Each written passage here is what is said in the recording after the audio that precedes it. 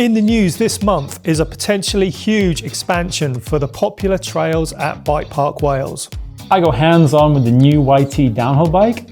We're going to take a look at the latest trend in clothing that's making all the difference on the racetrack. Yeah, we've got some interesting news from the first round of the E-EDR. And we're going to talk about Orbea's long-awaited update to the lightweight Rise.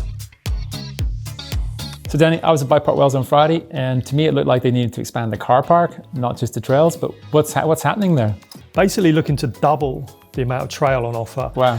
So an extra 30 kilometres of trail that's potentially going to be built over the next few years if the planning application goes through. BikePark Wales is looking to expand its offering to kind of families and novices, so easier, more blue trails, more green trails. More blue and green trails. There was talk when I was there, about offering like accommodation, places to stay. Was there anything about that in the proposal? Or? I don't believe so, but okay. You know, it's not just going to help the kind of beginner riders. There's going to be an extension to the uplift road. So instead of just Hold on a second, Danny. Mm-hmm. But there's no more hill. It's a very good point. That's the top. Very good point. But okay. You'll know if you get off at the top and you want to ride things like Terry's Belly and route manoeuvres, you have to pedal along the flat. It's quite a traverse. Quite a few minutes. So I think the new drop-off point will just allow you to access those trails directly rather than pedal along the top. I mean, that flat bit's fine on like when you're on your enduro bike or your trail bike, but like when we had downhill bikes up there and stuff, when you're pedaling across that with the seat right down and super soft tires, it feels like a schlep, right? Yeah, and also it's really quiet over there. You know, you don't tend to see a lot of riders over there. So hopefully that will make it a bit busier, and maybe they'll develop more trails there. One of the other things that they're going to develop there, I believe, is also a skills area in the kind of quarry area near the top. So, yeah, I know that zone, yeah. Yeah, so I mean, lots going on. I think in total on the planning application, there's 9 climbing trails, 27 descending trails, and 2 new skills areas. Wow, 9 climbing trails. That tells you just how popular e-bikes have got, right? Yeah, exactly. And that's not the only news for Merthyr Tydfil as well, if I've pronounced that right. A big scheme has sort of come to light recently, and there's plans to build a massive indoor ski slope right next door to BikePark Wales on the same hill. Think we could share the lift? Well, if the weather's bad, maybe they can put some drag lift. Yeah. Drag lift. I don't know. Maybe I'd rather go on my e-bike to the top than go on a drag lift. But there's going to be a massive hotel complex, woodland lodges, indoor water park, outdoor adventure park. It's massive if it goes ahead. And hopefully that brings more people into mountain biking and into the bike park too, because they'll be there and go, hey, we could also go riding. Exactly, like a whole holiday destination. Excellent. Move over Morzine. So Al, you've been to Scotland to ride the new YT Tues downhill bike, right? So I'm guessing you took it to Fort William, yeah? Absolutely not. So let's backtrack here a little bit. That was pretty smart on YT's part, because I actually went to the launch of Trek Session 10 at Fort William, I don't know, 15 years ago. I remember, yeah. And all I remember from that experience was that I could not get down the track in one run. I'd stop 2 or 3 times every run to shake my hands out. So when they said we're going to Scotland to do the YT Tues Mark IV launch, I was just like, oh my Lord, I hope it isn't. I hope it isn't Fort William. So utmost respect to all the World Cup racers that race at Fort William, because that is one gnarly track. Yeah. The new bike looks really like the old bike we tested earlier this year. The kind of format, the layout's really, really similar. And really what they've done is they've done 2 clever things. They've added in adjustability. So you can put reach adjust cups in. It's got some chainstay length adjustment. So you've got like 5 mil chainstay length adjustment. You've got BB height adjustment. So you can kind of tweak the geometry of the bike way more than in the original bike. But they've just got one frame now that does both wheel sizes. So previously you had a 27.5 bike or a 29 bike. And when we tested, we said one thing that's missing is the MX bike. Now you have basically one frame that can be converted between full 29 or MX. That's smart, yeah. I mean, we've seen most brands go in that direction. Absolutely. How do they do that? Well, it's really simple, right? They take the shock link. They're calling it the flip link. So you've got a flip chip for changing the BB height and the head angle. But basically, if you take it's kind of like 2 halves of the rocker link. If you just take them off and flip them over, that corrects the geo for the 27.5 inch rear wheel or the 29 Okay, inch wheel. smart. So you don't need any extra parts or anything? No, comes basically, it's one frame, five. What's really cool too is it's now like you can have full 29 in 5 sizes, or you can have MX in 5 sizes, where previously you could only have 3 sizes on the 29er. That's a big improvement. Yeah, totally. I mean, it's all the options that you'd expect on a modern downhill bike, but they haven't deviated far from what they had before because, I mean, let's face it, they had a World Cup winning platform. Pricing's actually the same as before too. There's 2 models. Currently there's a Core 4 and there's Core 2. The Core 2 is $3,999 and the Core 4 is the top end bike with Fox factory suspension, and that's $5,999. So same price as the bike we tested last year. Oh, cool. And I quite like the fact that it looks the same, because if you have an old Tues, you're not going to feel like, oh, I'm like totally out of date. Yeah, totally. And also, like I said, like if they come with a whole new platform, what happens a lot of times when people design a new bike, they fix some problems and they introduce some new ones. Yeah. What YT's done is kind of fix the kind of little niggles, like not having any adjustment, and just going, well, hey, look, here's a step improvement on the bike we currently had, which I think is really smart. So how did it ride? Was it good? Yeah, it rides like the old bike. I've only ridden it with full 29, so I'm going to get the bike. I'm also going to get a 27.5 rear wheel, so I can play between the 29 and 27.5 option. I did buzz my ass a couple of times in inners. There's some steep sections, so like I'm looking forward to trying it with a smaller rear wheel, just on those steeper tracks to see if it gives me more freedom to move on the bike. So while we're on the subject of Fort William and downhill racing, one of the big talking points from the first round of the World Cup was clothing. Fashion.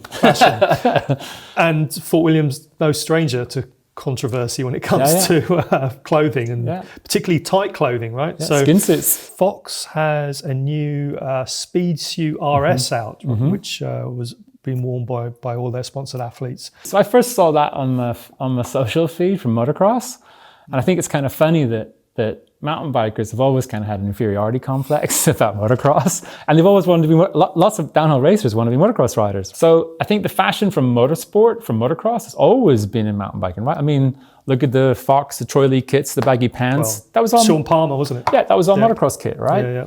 And I think it's kind of, what I think is really interesting about it is that there's kind of the skin suit ban. All the top racers wear really tight clothing anyway. So the fact that someone's brought out like an even tighter, like 2-piece kind of like aero kit, I mean, it's just an evolution of what they currently have. So I was talking to the guy from Specialized Clothing, who he's done a lot of wind tunnel testing with the team, with Loic and Finn and Jordan, and he was saying that there is, race winning margins worth of, Absolutely. advantage there. Absolutely. Now, back in 2008, when the skin suit ban came in, we were talking about 5, 6, 7 seconds on a specific track. Danny, I mean, on last year's World Cup feed, on the live feed, Cedric was talking about a skin suit fabric that they tested that they said it was 6 seconds faster. Yeah. I mean, that's an insane amount of time, right? Yeah. And one of the other things we were just talking about earlier as well, a kind of point about when they introduced the skin suit ban, is that there's a commercial element to this. Absolutely. Isn't there? Totally. Petey had his own Royal clothing business, kind of like Menards always had O'Neill. Yeah. Fox, Troy Lee, they could sell motocross kit to mountain bikers. Yeah. Whereas no one's going to buy a skin suit. No, exactly. Unless they're road time and trials. It's pretty crazy to buy motocross kit, right? Because it's just not designed for purpose. And I think what's really happened is modern mountain bike clothing is modern mountain bike clothing. Yeah. That's really, we've got clothing that's fit for purpose, that's practical. Yeah, I mean, it makes total sense, doesn't it? Because every sport that involves speed is all about aerodynamics. Yeah? Absolutely. Yeah, so in fact, it's crazy when you think that they wore baggy clothes. Yeah, it's taken this long to... Yeah, totally. Yeah. So let's go from downhill racing to enduro racing, right? Yeah. And E-EDR and E-EDR, yeah? I think that's what it's called, or is it called Enduro World Cup? I mean, I prefer to call it Enduro World Cup. Seems to make more sense. And then do we call it E-Enduro World Cup for the e-bike version? Like, I'm really confused. Yeah. Anyway, right, okay, like they can... Enduro racing. We'll let them sort the name out, right? But what happened, so we just had the first round of the E-EDR and the E-EDR in finale this weekend, and Yeti won both in the men's. Yeah, in the men's. So Richie Rude on a SB 160. Almost the bike we have behind us. Almost the bike we have behind us. And Ryan Gilchrist on the E160. Yep. Amazing, right? Yeah. And what's amazing about that, it's Shimano's first overall race win. Wow. So yeah, I don't know how long E-EDR has been going for, but it's got to be like 3 years or something, isn't it? At least. And for such a major manufacturer. Yeah, I mean, obviously they were working on that last year. Like Gilchrist, he won a couple of power stages, so which basically made everybody's head turn, because like, how's he doing that with Shimano battery? Because there was an in-joke within electric enduro racing that I was the highest placed Shimano rider, because you knew you were at a disadvantage. So clearly you are no longer at a disadvantage if you're riding a Shimano motor. Yeah, and from what I understand, Shimano has had kind of technicians at Absolutely. all the races, just constantly evolving and developing the motor, and not the motor, but the software around it and the firmware. Tuning it. Yeah. Basically tuning the motor. Yeah, I imagine the hardware is the same as what you get on the production bike. It's literally just a firmware or software update. Yeah, which is really, really cool, isn't it? Yeah. So another bike that uses that Shimano motor in quite a novel way is the Orbea Rise, Yeah. And they were one of the first and probably one of the most popular kind of diet e-bikes. Yeah, they were definitely one of the early adopters of like the lightweight e-bike theme. But so they were at a slight disadvantage because they used a full power motor, which is always going to be heavier than a dedicated lightweight motor. But lots of these lightweight bikes now have got increasingly more torque, increasingly more power. So they're almost coming back up to like sort of almost full power. They're still lighter than full power motors. So I think with the Rise, I think this is still true, Danny. That motor has to be 0.8, 0.7 of a kilo heavier than a dedicated lightweight motor.